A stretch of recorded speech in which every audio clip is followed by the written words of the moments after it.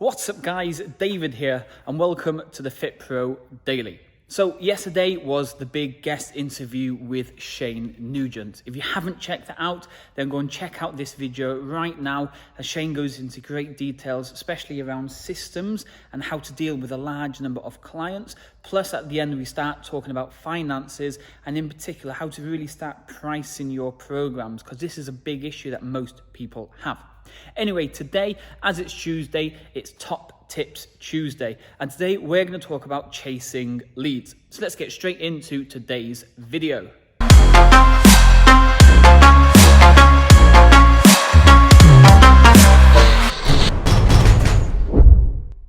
Okay, so you've been running ads or you're getting leads to come into your fitness business. What I want to talk about today is 5 things that you need to do to be able to chase these leads and make the most out of them. For the simple reason, if you're spending ads and each lead is costing you, let's say £5 a lead, and you're generating 4 leads a day, that's £20 you're spending to generate these leads. Remember, each lead is costing you £5. So we need to make the most of every single lead we get and make sure that that £5 cost is turning into some sort of profit. So let's dive straight into number 1. Number 1 is sending an email out directly after somebody opts in. This can be automatic or it can be done manually. All you want to do is let the lead know that you've got their information and you're going to be in contact shortly.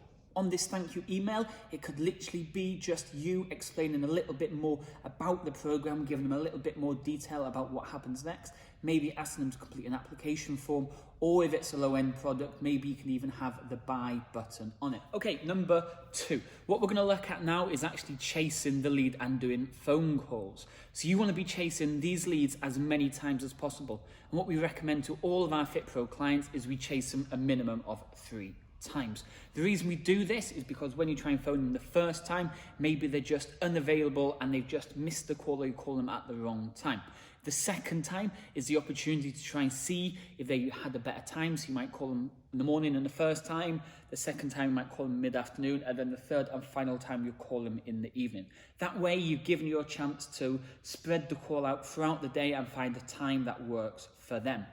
Okay, number 3, and this is a really key one for most people, is when you try and phone somebody and they don't answer, we then need to send them a text message. And as with those 3 phone calls, each text message has a slightly different message. The first one after that first phone call, if they don't answer, is literally let them know who you are and why you tried to call them. The second text message is just letting them know that they may have missed your last call and here's what to do next. And then the third and final call is you telling them that this is going to be the last time that you're going to be in contact. And if they want to know more about what it is you have to offer, to reply to the text message. Okay, number 4, and this is definitely one that not a lot of people do.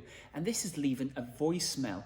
Now the numbers are not great when it comes to actually listening to voicemails, but some people still like to listen to your voice and make sure they have a good idea of what kind of, they can start visualizing what you look like, okay, just by the sound of your voice. I know it might sound a little strange, but people like to just visualize people that they're talking to. So you've sent them a text message and they've read it and they could be visualizing anybody. But once they start hearing your voice, they might start to get to feel more comfortable, ready to answer that next phone call that's coming their way. So number 4 is after every attempt, leave them a quick voicemail. Again, making it more urgent after every single call. And then we go back to number 3, which was obviously send a text right away too. Okay, so the 5th and final one, and this is slightly different to actually phone calling or leaving a text message and so on. This is actually trying to locate them on Facebook. So depending on what type of person you are, you might have 2 separate profiles on Facebook. Or if you're not a big person at adding friends, then you may want to skip this and just come straight to the end part. But the 5th and final one is actually trying to find this lead on Facebook and try to add them as a friend or start a conversation that way. Remember, they've given you permission to find out more information on Facebook. So they've given you the name, email address and phone number. So why not try and reach out to them on Facebook? Don't go gung-ho and just try and, do you want to come and buy from me straight away? Literally add them as a friend and just say, thanks for requesting more information about the program. One of the team will give you a call shortly, or if you'd like to have a chat over Facebook, let me know. That way then they can actually visualize you again, like we heard in the last one, hearing your voice. Now they can actually see your profile picture. They can start checking you out, making sure that you are a reputable business and they like what it is you have to offer. So reach out to them on Facebook is the fifth and final one. So that was 5 ways to deal with leads. Again, it's massively important we get in contact with these leads as fast as possible. If somebody replies or somebody requests more information now, we want to get in contact within, let's say, 2 to 3 hours as fast as possible. The best example of this is if someone walks into my gym now and they ask me a question stood right in front of me, right here, right now, I'm not just going to completely ignore them, go to the toilet, then go to the kitchen, then do some work, and then answer their message. They're stood right in front of me. I want to have a proper conversation with them. So if somebody is giving you their details and requesting more information, you need to try and respond to them as fast as possible. There's a crazy stat out there. It's something like for every couple of hours that goes by, you lose them by about 20%. So if you wait 24 hours after they applied, you've probably completely lost them. When you come to phone them, they might have completely forgotten about you.